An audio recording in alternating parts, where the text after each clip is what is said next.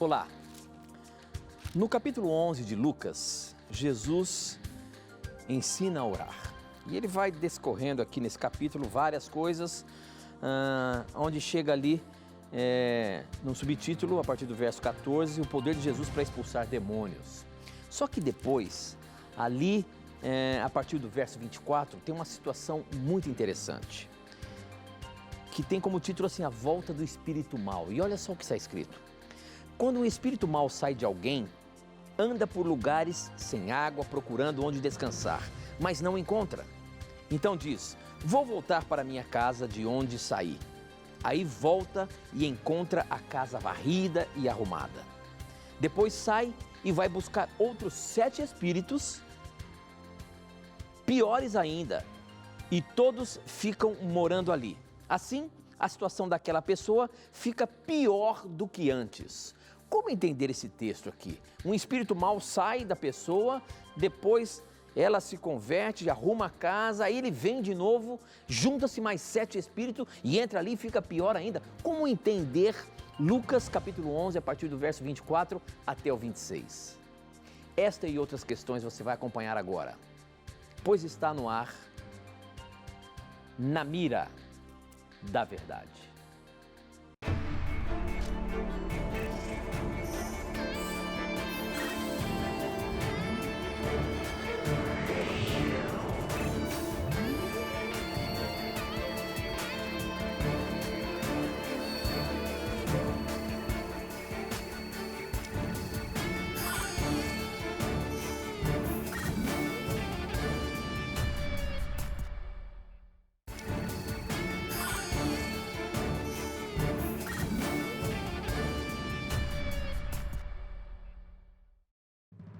Olá, seja muito bem-vindo. Estamos começando mais um programa Na Mira da Verdade e sempre é muito bom ter a sua companhia aqui com a gente.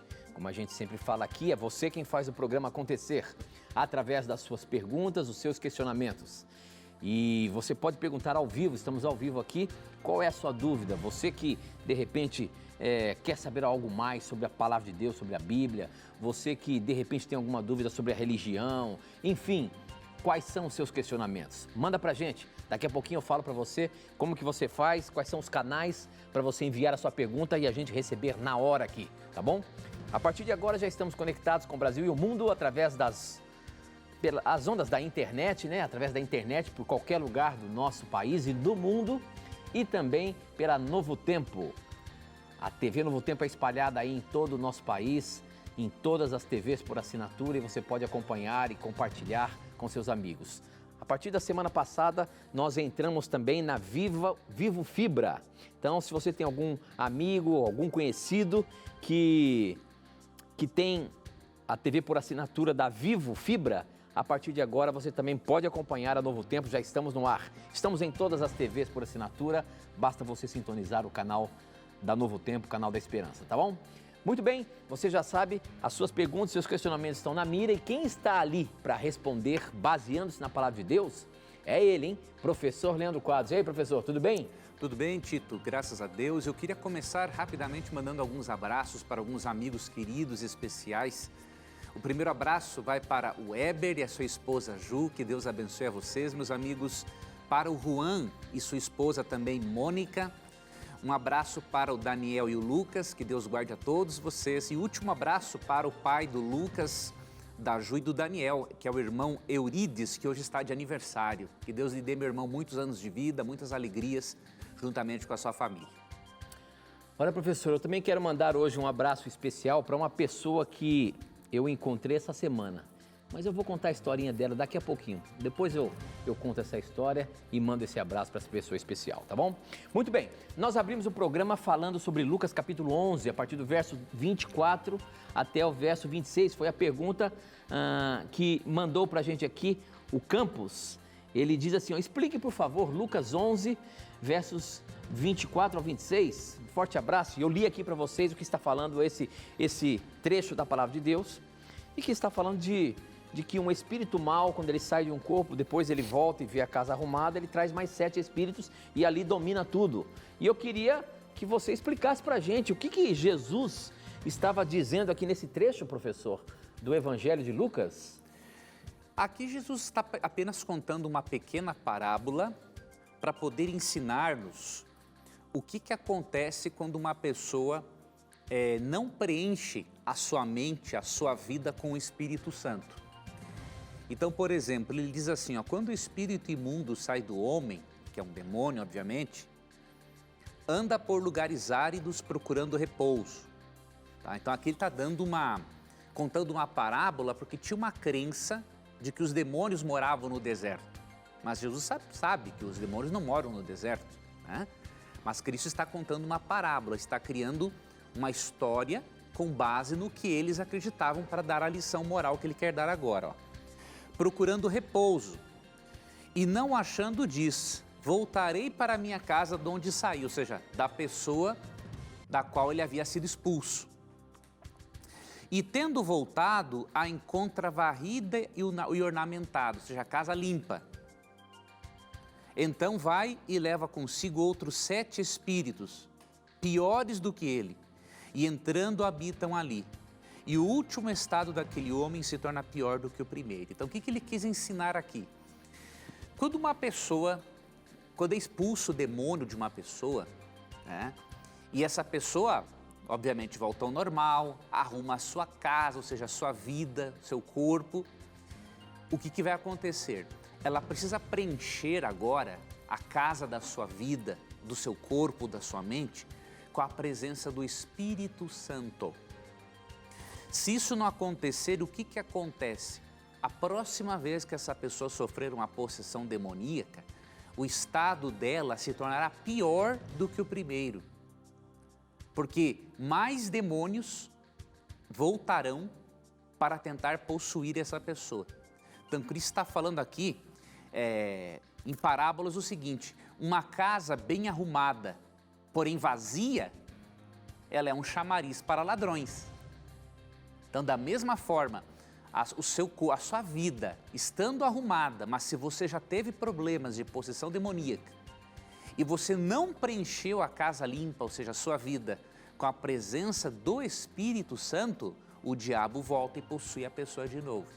Então é por isso que quando na Igreja Adventista, em alguns momentos nós passamos por isso, né, de termos de expulsar o demônio de alguém em nome de Cristo, há todo um tratamento espiritual, diríamos assim. Né? Não é só expulsar o demônio, aí quando vê, daqui uma semana, 2, o demônio está de volta e a pessoa volta lá para a igreja de novo para o pastor expulsar de novo. Não, nós não fazemos esse tipo de trabalho. Na verdade, há um tratamento espiritual. Então a pessoa vai aprender a encher a sua vida com as coisas de Deus. Vai estudar a Bíblia, vai orar, vai cantar, vai encher a sua vida com a presença do Espírito Santo. E aí quando um demônio quiser voltar a possuir a pessoa novamente, ele não vai conseguir, não vai poder chegar nem perto, porque agora essa pessoa se tornou morada do Espírito Santo, a terceira pessoa da Trindade. Tá? Então é isso que Cristo fez, em forma de parábola, nos ensinou que se não preenchermos a nossa vida com o Espírito Santo, o diabo volta e toma conta daquilo que era dele no passado. Muito bem, professor, muito bem. Para você participar do programa, você pode mandar as suas perguntas para o nosso SMS, o número é 12 981510101. Eu recebo aqui a sua questão instantaneamente. Você pode também usar as redes sociais como facebook.com/namiradaverdade.nt, facebook.com/namiradaverdade.nt. Estamos ao vivo também pelo Facebook, transmitindo também pelo Facebook. E no nosso Instagram, @namiradaverdade, tá bom? Manda sua pergunta pra gente e a gente vai colocá-la na mira. Temos também ainda o nosso blog, hein? O nosso blog está no ar lá para você poder fazer sua pergunta, novotempo.com/namiradaverdade.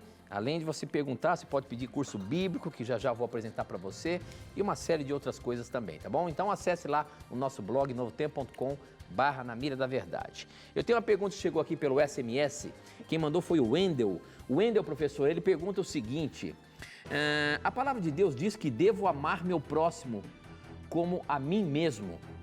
Mas isso significa ter que gostar e conviver com alguém que deseja meu mal e a destruição da minha família?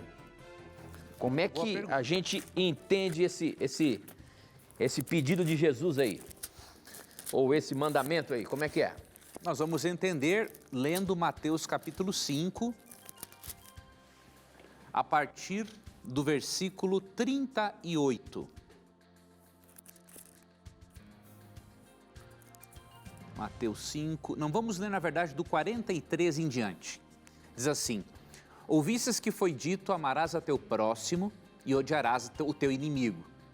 Eu, porém, vos digo, amai os vossos inimigos e orai pelos que vos perseguem, para que vos torneis filhos do vosso Pai Celeste, porque Ele faz nascer o seu sol sobre maus e bons e vir chuvas sobre justos e injustos. Porque se amardes os que vos amam, que recompensa tendes? Não faz os publicanos também o mesmo? E se saudardes somente os vossos irmãos, o que fazeis demais? Não fazem os gentios também o mesmo? Portanto, sede perfeitos como perfeito é o vosso Pai Celeste. Aqui nós aprendemos o que é ser perfeito na Bíblia e o que é amar os inimigos. É não pagar o mal com o mal. Assim como Deus dá o seu sol e a sua lua e a chuva para bons e para maus, nós devemos fazer o bem para bons e maus. Se esta pessoa que você tem que perdoar prejudica a sua família, o convívio com ela é algo tóxico, você pode e deve afastar-se dessa pessoa para proteger a sua integridade física e psicológica e continuar obedecendo a este mandamento aqui, de não pagar a ela o mal com o mal. Então você tem que pagar o mal com o bem. Isso é o que Cristo pede para exercitarmos e não é fácil. Para mim isso não é fácil, para muitos de nós não é fácil, mas é o que Ele pede para nós. Agora, uma separação, diríamos assim, para proteger a integridade física, isso é até bíblico, tá? Aqui em 1 Coríntios 7,15, Paulo aqui não está dando a permissão para uma mulher divorciar-se e ter um novo matrimônio nesse contexto, mas ele está dando uma autorização para proteger a sua integridade física e a sua paz. Então diz o texto, ó: mas se o descrente quiser apartar-se, está dando uma orientação para as cristãs que tinham maridos descrentes, né? Que se aparte. Em tais casos não fica sujeito à servidão nem o irmão nem a irmã. Deus vos tem chamado a paz.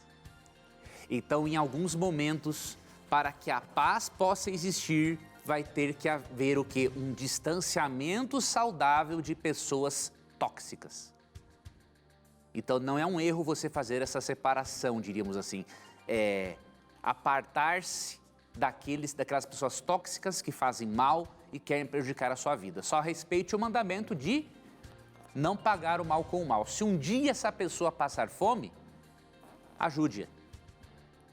Tá? Isso que é obedecer ao mandamento, não tem como eu sentir por uma pessoa que me odeia a mesma coisa que eu sinto por alguém que me ama. Não é isso que Cristo está dizendo, né? Ele está dizendo, faça o bem a ela assim como você faria o bem para outra pessoa.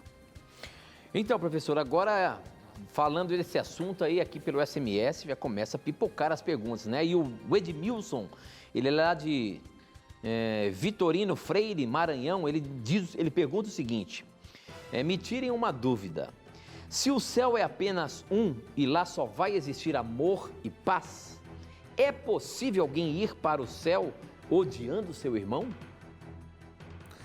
Veja, depende do que é muito difícil nós avaliarmos, né? Que ódio é esse que a pessoa está tendo, né? Se a pessoa odeia seu irmão no sentido estrito do termo, ou seja, não é uma pessoa que está disposta a perdoar, ou seja, uma coisa é você sentir ódio de alguém, quando alguém lhe faz mal, mas depois você resolve o problema, aí já passou. Agora, se continua acumulando ódio, aí a Bíblia tem uma resposta a respeito disso, né? Vamos ler aqui 1 João 4.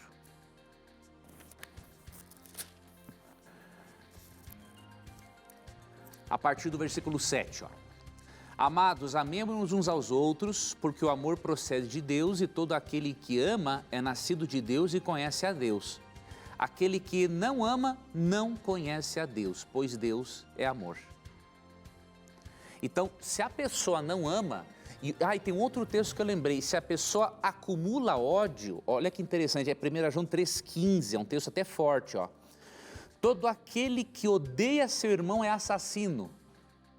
Ora, vós sabeis que todo assassino não tem a vida eterna permanente em si. Então, o que acontece? É óbvio que não é a mesma coisa odiar alguém e matar alguém, tirar a vida dela. Mas o ódio àquele irmão é comparado, sim, é um tipo de assassinato, né? Porque você, em pensamentos, está sempre desejando o mal, às vezes até a morte para a pessoa. E como o assassino que não se arrepende não tem a vida eterna em si, tá aqui encontramos a resposta à sua pergunta. Quem continua odiando ao seu irmão, mesmo que Deus não julgue pessoa por casos isolados, mas quem continua odiando o seu irmão, ele não conhece a Deus e ele é tido como um assassino, mesmo que em menor grau. Então, se ele não pedir perdão e purificação desse tipo de erro, ele não poderá realmente estar no reino dos céus. Muito bem, agora tem uma pergunta aqui pelo nosso Instagram, pessoal que está participando aí pelo Instagram. A pergunta é do Jeff Matias, e ele diz o seguinte: eu tenho uma dúvida sobre Mateus 11, 28, onde diz: vinde a mim todos que estáis cansados e oprimidos, e eu vos darei descanso. Quando Jesus diz oprimidos, ele está querendo dizer oprimido pela lei? Essa é a pergunta aí do Jeff Matias. Quando Jesus diz oprimido, ele está se referindo à opressão da lei? De forma alguma. Jamais Cristo poderia dizer uma coisa dessas, né? Porque em João 15:10, o que Jesus diz sobre a lei, por exemplo, em João 15:10? A lei de Deus não tem a ver com opressão, né? Lógico, a lei tem uma função condenatória, mas essa função condenatória Cristo aboliu na cruz do Calvário. A lei não pode mais condenar aquele que aceita Jesus como Salvador, né? Agora, sobre a lei como princípio de vida, Cristo disse em João 15:10 o seguinte: se guardardes os meus mandamentos, permanecereis no meu amor, assim como também eu tenho guardado os mandamentos de meu Pai e no seu amor permaneço. Então Jesus diz que guardar os mandamentos do Pai é permanecer no amor dele, não tem nada de opressão aqui. Então quando Cristo fala de quem está oprimido, em Mateus 11, vinde a mim todos que estáis cansados, em outras traduções, e sobrecarregados, e vos aliviarei. Ou seja, você está cansado da vida, sobrecarregado com os problemas, com a rotina do dia a dia, com o trabalho. Ele está dizendo o seguinte: vem a mim porque eu vou te dar alívio, tá? Mas não tem nada a ver com lei esse contexto. Cristo quer, a santificação envolve o implantar da lei no coração, diz Hebreus 8:10. Então, obviamente que a lei não é sinônimo de opressão. A lei é uma evidência do nosso amor para com Deus e do nosso amor para com o próximo. Ok, muito bem. Se você quer saber mais, conhecer mais, aqui no programa sempre a gente oferece um curso bíblico. Curso bíblico esse que é gratuito, você não paga nada. Esse é o curso bíblico que nós oferecemos aqui no Na Mira da Verdade. Verdades para o tempo do fim. Se você quer ter esse curso bíblico, você pode ligar para a gente em horário comercial, 0 operadora 12 21 27 3121. Você pede o curso bíblico do Na Mira da Verdade, que é Verdades para o Tempo do Fim, ou você pode acessar agora o nosso blog, novotempo.com/Na Mira da Verdade. Lá você vai ver a capa dessa revista aqui, você vai clicar ali e vai solicitar o seu curso bíblico, ele vai chegar aí na sua casa direitinho, sem você pagar nada. É muito interessante, são 16 lições que vai assim abrir a sua cabeça para os tempos que nós estamos vivendo. Nós acreditamos que estamos vivendo nos últimos momentos da história da humanidade, o tempo do fim. E se você quer saber mais sobre isso, peça, é de graça, você não paga nada. É só acessar o nosso blog ou então ligar para a gente no horário comercial, 0 operadora 12 21 27 3121, tá bom? A próxima pergunta aí, antes de nós irmos para o nosso intervalo, foi mandada pelo nosso Facebook. Nós estamos ao vivo no Facebook. Quem mandou foi o Stanislau. E a pergunta do Stanislau é a seguinte: se Satanás não tem mais acesso ao céu, e nós sabemos que no céu está a árvore da vida, ele se mantém vivo como? Se ele não participa da árvore da vida, ele se alimenta de quê para sobreviver por tantos milênios de ano Como entender essa questão de Satanás ainda viver? Essa pergunta, essa resposta, você vai ter daqui a pouquinho. Depois do intervalo, a gente volta já já.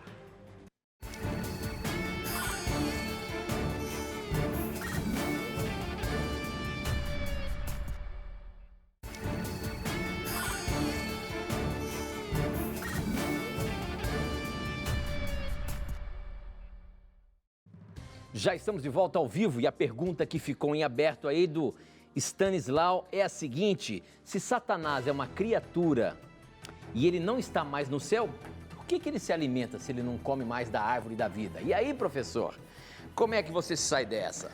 Na verdade, nem eu e nem a Bíblia nos saímos dessa, né? Porque a Bíblia ela não tem nenhuma referência que indique que um ser, que um anjo, por exemplo, coma, né? A Bíblia não ensina isso.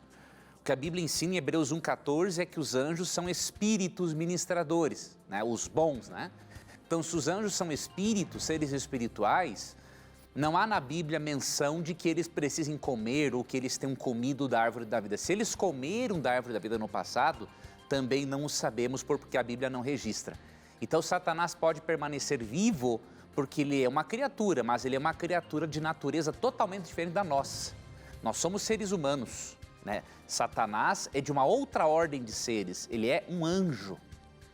Então nós não podemos comparar-nos com Satanás porque as nossas naturezas são totalmente diferentes. Tá bom. Então a pergunta que está aqui no nosso SMS, deixa eu ver aqui se tem o nome da pessoa. Tá desesperado e peço que a gente responda. O Alan, ele é de São Paulo, ele é adventista e ele pergunta o seguinte: por favor, tire a minha dúvida. O Jardim do Éden foi criado antes ou após Lúcifer se rebelar? O ser humano foi feito depois da queda ou antes? Por favor, me expliquem. Deus os abençoe. Sou o Alan, aqui de São Paulo. E aí, professor? Essa questão da criação do nosso planeta, dos seres humanos, foi antes ou depois da queda? A gente consegue ter alguma luz aí na Bíblia? Nós conseguimos ter uma pequena luz, Tito. Não muito clara, mas conseguimos ter uma pequena luz. Por quê? Em Gênesis 3, na forma como Satanás aborda Eva e afirma que Deus está mentindo, ele diz aqui, por exemplo, ó, Gênesis 3, final do verso 1, ó, é assim que Deus disse: não comereis de toda a árvore do jardim? Respondeu-lhe a mulher. Aí dá a resposta, né? E aí o verso 4, então a serpente disse à mulher: é certo que não morrereis, porque Deus sabe que no dia em que dele comerdes, se vos abrirão os olhos, e como Deus sereis conhecedores do bem e do mal. Então ele está dizendo aqui, entre outras coisas, que Deus mentiu para eles, que quando Deus privou-os da árvore do conhecimento do bem e do mal, Deus estava os privando de algo muito bom. Então, por esse nível de rebelião dele, isso nos leva a crer que ele já tinha sido expulso do céu antes da criação. Tá? Não sabemos quanto tempo antes, pode ser até pouco tempo antes. Mas para ele chegar a esse nível de rebelião aqui e de chamar Deus de mentiroso, então ele já não é possível, digamos assim, que ele esteja no céu. Então, o mais provável é que ele já tivesse sido expulso antes de Deus criar a terra, antes de criar o Jardim do Éden. Muito bem, professor. Eu estou aqui agora no Instagram, tem muita gente perguntando para a gente, muita gente participando aqui com as perguntas no Instagram. Obrigado por você estar acompanhando o nosso programa. No Facebook também tem perguntas aqui para todo lado. O SMS não para de pular. Nós temos o nosso blog. Obrigado por você fazer realmente o programa acontecer. Eu tenho uma pergunta aqui do Instagram, quem mandou foi o Erlan Barbosa. E a pergunta do Erlan é o seguinte, ele é lá de Vitória da Conquista, na Bahia. Eu gostaria de entender esse verso em Apocalipse 13, verso 13, onde fala da besta. Expressão que diz assim: e realizava grandes sinais, chegando a fazer descer fogo do céu à terra, à vista dos homens. O que seria esse descer fogo do céu? Vamos ver o que está falando aqui, realmente, Apocalipse 13, verso 13. Ó, vamos ver se a gente consegue focalizar aqui, ó, o verso 13. Esse segundo monstro, nessa linguagem aqui, a besta, né? Fez coisas espantosas, fez com que caísse fogo do céu sobre a terra na presença de todas as pessoas. Professor Leandro Quadros, o que é isso? Caiu fogo do céu? Essa besta, ela tem poder para isso? O verso 13 diz assim, ó, também opera grandes sinais, de maneira que até fogo do céu faz descer a terra. Isso na sua linguagem aí, né? Diante dos homens. Então, o que acontece? Aqui está dizendo realmente que um dos poderes representados por uma das bestas terá a ajuda de Satanás para fazer milagres, prodígios, né? Nós não sabemos em que sentido esse fogo vai descer dos céus, se é para impressionar ou para convencer as pessoas de algo, mas o propósito do texto é dizer, sim, que Satanás, por meio dessa segunda besta, vai fazer grandes sinais e milagres para convencer as pessoas a adorarem a primeira besta mencionada ali a partir do versículo 1. Na verdade, a partir do versículo 1 de Apocalipse 13. Ok, muito bem. Outra perguntinha aqui por SMS. Essa aqui quem mandou foi o Matheus Gaulia. E olha que esse rapaz está aqui, depois eu vou mostrar para vocês, hein? Tem 2 jovens que vieram assistir o programa aqui e a gente fica muito contente de saber que os jovens estão interessados em estudar a Palavra de Deus. E a pergunta do Matheus Gaulia é a seguinte, em Gênesis capítulo 12, professor, os versos de 10 a 20, Abraão vai para o Egito, Abraão não, antes ele chamava-se Abrão, né? Ele vai para o Egito porque tinha uma grande fome ali e ele chegando no Egito, ele faz um acordo com a sua esposa, Sarai. Ela era muito bonita e ele então diz para ela falar que ela era irmã dele, porque senão ele poderia ser morto, né? E aí ele faz toda essa presepada aí e Faraó e a sua casa foram castigados. Então Faraó lá quis conhecer a mulher, Sarai, e Faraó e a sua casa foram castigados com pragas por causa dessa mulher.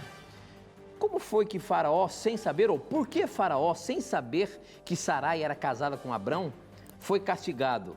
E o próprio Abrão saiu com propriedades e sem castigo por ter mentido. Como é que a gente entende esse trecho aí de Gênesis capítulo 12? Ele mentiu e ainda parece que Deus o abençoou, professor, é isso? Veja, Abrão falhou, obviamente, em ter mentido, né? Ele ficou com medo. E Sara era minha irmã dele, né? Eles eram filhos do mesmo pai. Só que ele mentiu, né? Ele teve uma mentira porque ele tinha medo do seguinte: se souberem que eu sou marido dessa mulher bonita, vão me matar com certeza para poder ficarem com ela, tá? Então por que Deus puniu Faraó? Porque Faraó era criminoso, tá? Ele podia fazer o que ele quisesse, ele matava quem ele quisesse, ele deixava vivo quem ele quisesse. Então Deus aproveitou a circunstância e puniu aquele que realmente era criminoso. Com certeza, se ele soubesse do parentesco de Abraão com aquela mulher, ele não ia deixar Abraão vivo.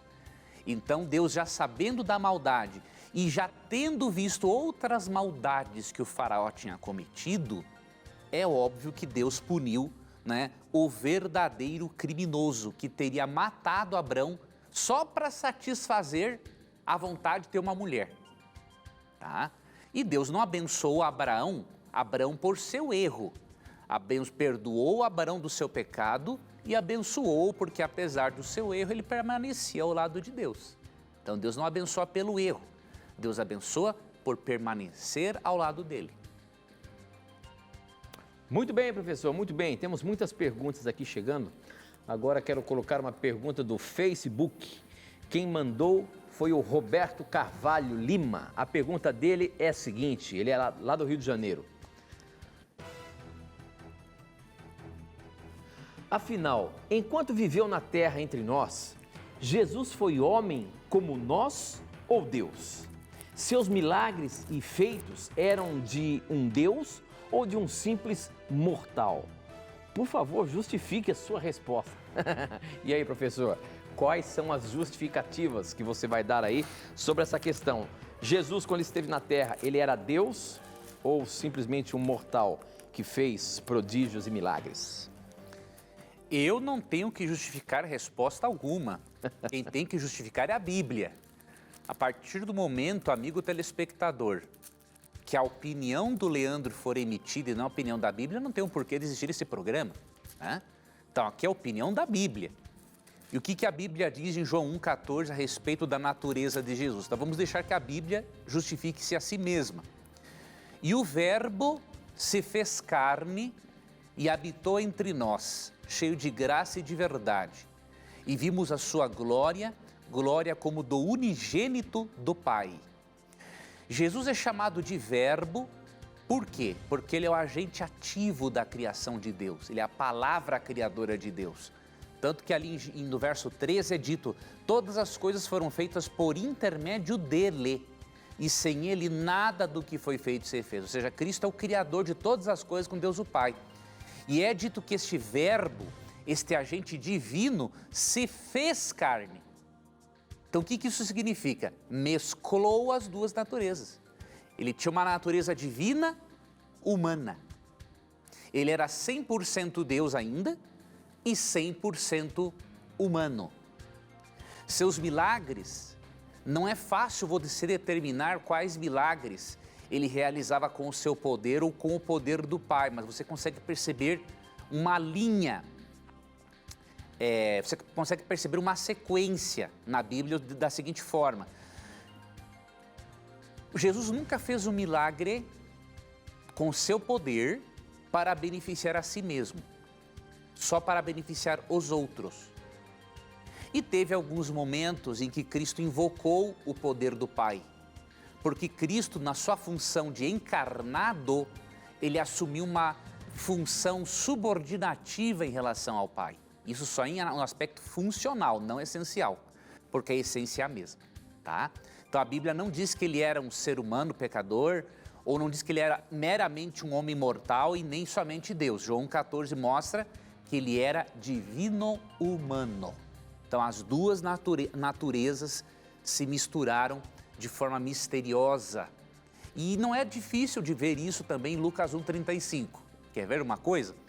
Você e eu nascemos pela união do óvulo de uma mulher pecadora e do espermatozoide de um homem pecador. Jesus não nasceu assim, né? Ele não nasceu do espermatozoide de um homem pecador.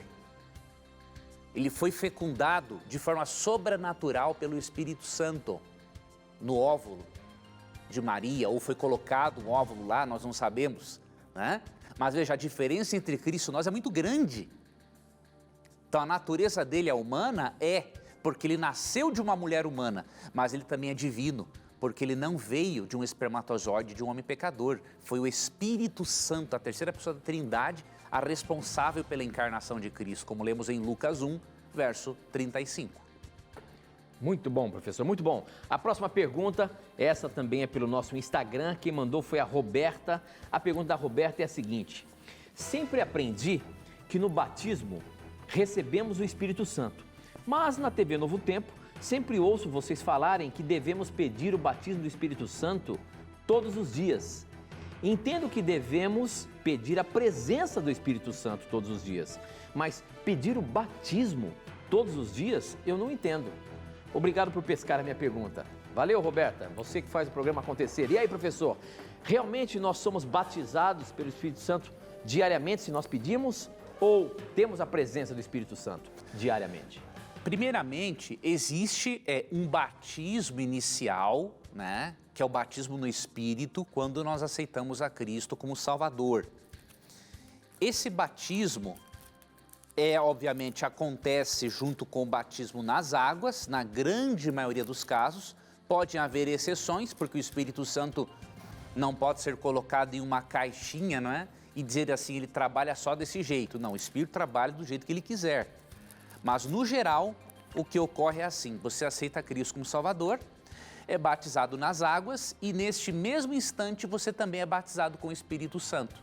Isso marca a sua entrada no corpo de Cristo, que é a igreja. Vamos ler 1 Coríntios, então, capítulo 12, versículo 13.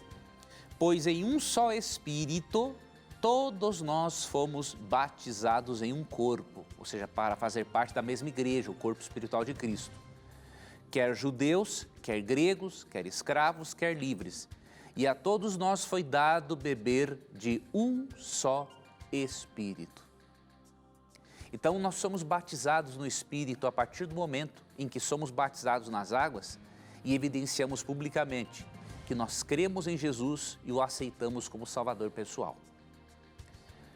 Só que nós cremos também que o batismo com o Espírito Santo, mesmo que tenha ocorrido por uma primeira vez, nós cremos que esse batismo deve ser uma experiência constante e que envolve algo mais do que a presença dele, porque a presença dele é garantida com o crente, né, todos os dias. O crente tem a presença do Espírito todos os dias. Agora, aquela experiência do batismo com o Espírito Santo, nós cremos que ela deveria se repetir diariamente. Óbvio que isso nem sempre acontece por culpa nossa, né? Infelizmente, nós não temos uma relação como deveríamos com o Espírito Santo. Eu até estava procurando aqui um texto. Aqui, ó, Gálatas 5,18, ó. Mas se sois guiados pelo Espírito, não estáis sob a lei, ou seja, sobre a condenação da lei. Então aqui mostra que nós precisamos ser guiados pelo Espírito todos os dias. E esse batismo com o Espírito, ele deveria ser uma experiência diária, por quê? Porque o batismo com o Espírito é uma capacitação para fazermos parte do corpo de Cristo, que é a igreja, para exercermos nossos dons espirituais e para passarmos pelo processo de santificação. Então, já que ele tem esta função, nós não cremos que ele aconteça uma vez só na vida. Já que a santificação ocorre ao longo de toda a vida, já que o exercício dos dons espirituais na igreja ocorre durante toda a vida, nós cremos que o batismo com o Espírito é uma experiência a ser renovada todos os dias. Tá? Então, é por isso que nós cremos que não se trata de uma experiência única. Muito bem, nós temos que ir para um intervalo rapidinho, tem muita pergunta chegando aqui. A gente volta já, hein?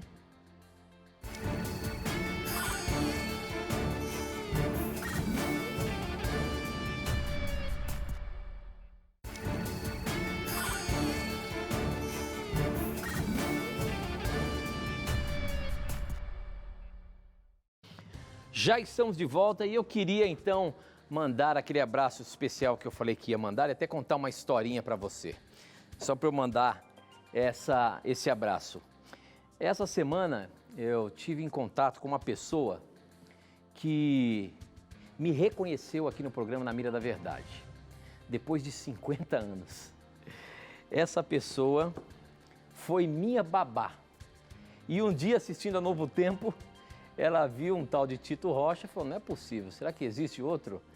E começou a pesquisar e um dia conseguiu encontrar o meu WhatsApp e descobriu que realmente eu era aquele garoto, aquele bebê que um dia ela foi babá. Olha só que história. Eu queria mandar um abraço para Cleonice. Obrigado por você ter entrado em contato comigo e um abraço, um beijo todo especial, né? Eu não conhecia, eu era bebê, mas ela me contou toda a sua história emocionada e como Deus vai dirigindo a vida das pessoas, né? Então, esse é um abraço todo especial que eu registro aqui nesse programa. Ela que encontrou através do Na Mira da Verdade aquele bebezinho que um dia ela cuidou. Olha, faz tempo, a gente já está vendo a minha idade aí, né? Mas um abraço todo especial para você, viu, Cleonice? Ela era novinha, ela ainda é nova e teve esse carinho de me procurar e me encontrar.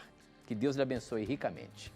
Muito bem, as perguntas que não param de chegar aqui, já que nós estamos falando de Maria, ali falando de Jesus, né? Da natureza dele como homem e Deus. A pergunta aqui do Carlos Alexandrino é a seguinte: professor Leandro Quadros, qual a herança ou característica que Cristo, como filho de Maria, herdou de sua mãe? Será que ele teve alguma característica da sua mãe terrena? É muito difícil nós sabermos, porque nós não convivemos com Cristo e com Maria, né? E a Bíblia não registra nada a respeito. O que nós sabemos é que ele herdou a natureza humana dela, isso sim. Agora, se ele herdou alguma característica dela, é bem provável, né? Às vezes um jeito de falar, um jeito de ser, ou o jeito de rir, é possível, né? Porque ele era filho dela no aspecto humano. Agora, eu não tenho como te dar essa resposta 100%, porque além de nós não termos convivido com eles, obviamente, a Bíblia não registra nada a respeito. Muito bem.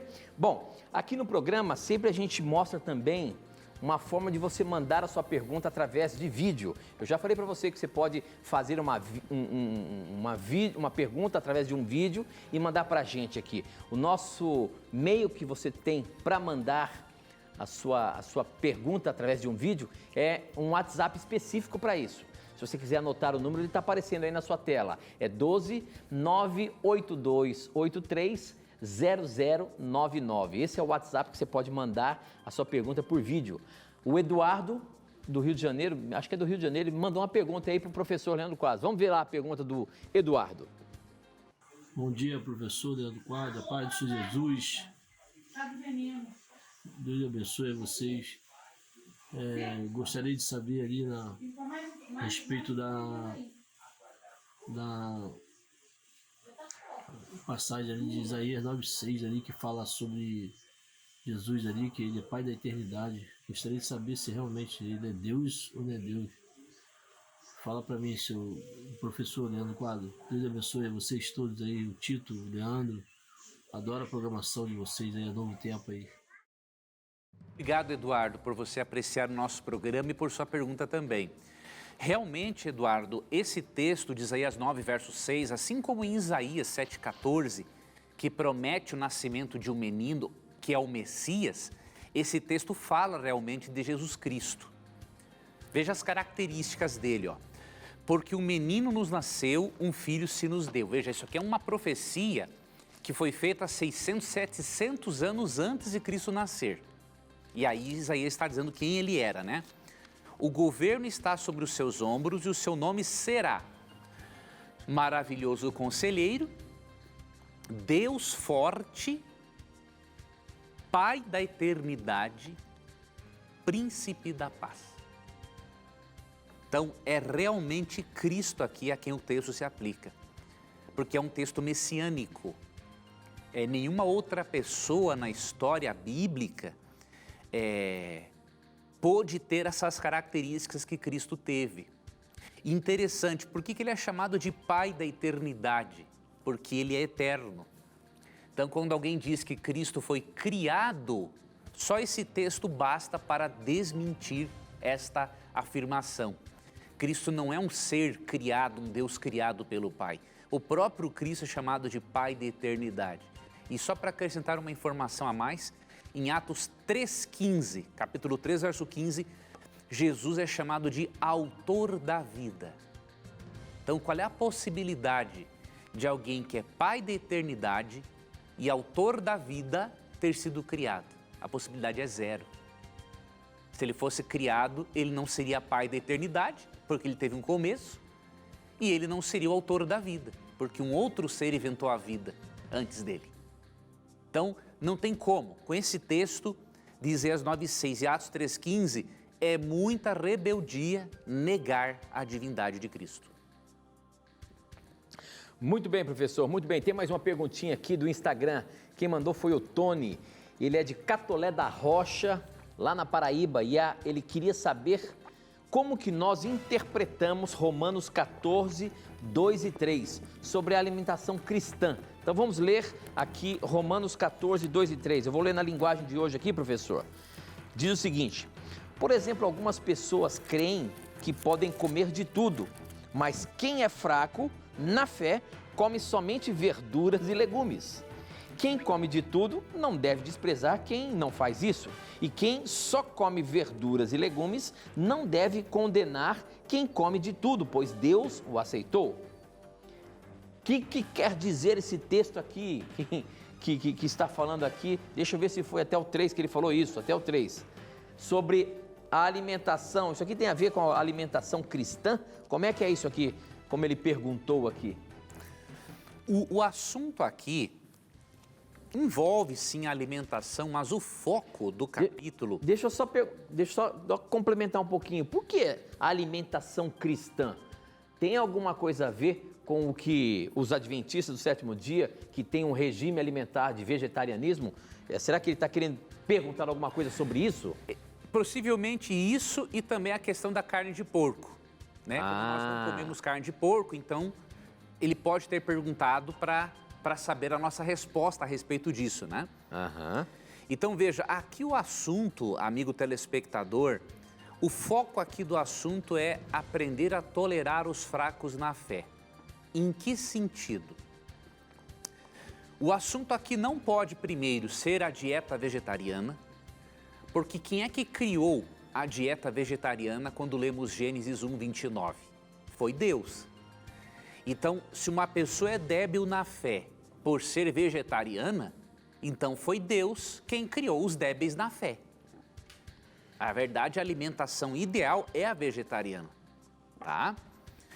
Outro detalhe, por que ele fala ali, acolhei o débil na fé, não porém para discutir opiniões. Aqui estava tendo uma discussão, que é a mesma discussão, mesmo problema que ocorreu na igreja de Corinto. E em 1 Coríntios 8, vou ler para você a partir do verso 1, veja o problema que estava sendo tratado e aí você vai conseguir entender Romanos 14, 1 a 3, tá? No que se refere às coisas sacrificadas a ídolos, preste atenção nisso aqui, coisas sacrificadas a ídolos. Reconhecemos que todos somos senhores do saber. E aí ele fala algumas coisas sobre o saber, não é? E aí, versículo 3. Mas se alguém ama a Deus, esse é conhecido por ele.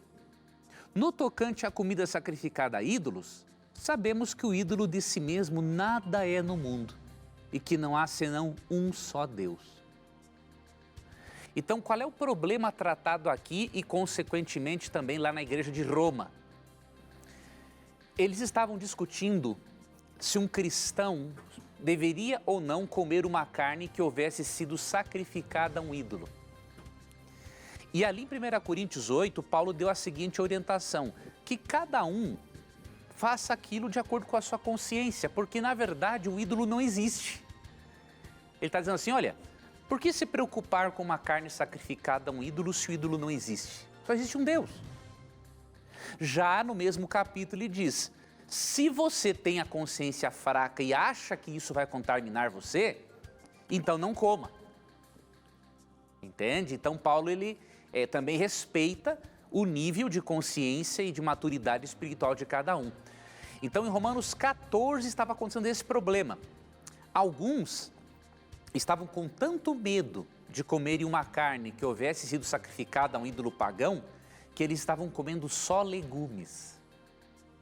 Então Paulo não condena o regime vegetariano que foi criado por Deus de acordo com Gênesis 1:29. Paulo condena sim uma postura em que a pessoa só come legumes de medo de comer uma carne que houvesse sido sacrificada a um ídolo.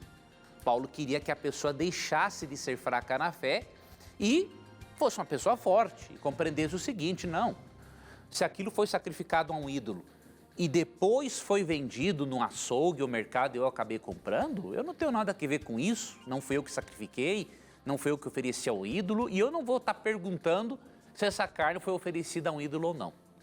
Então esse é o problema de Romanos 14.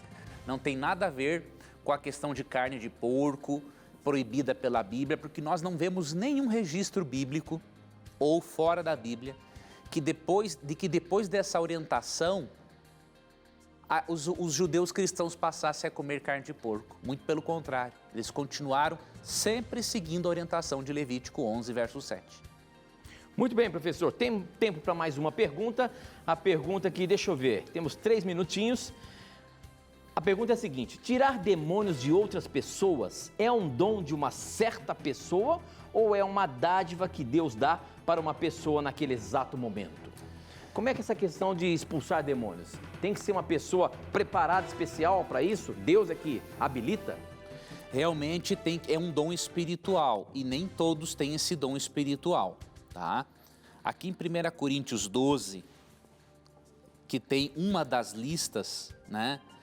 de dons espirituais, aqui é dito o seguinte, ó, vou ler só a partir do verso 9.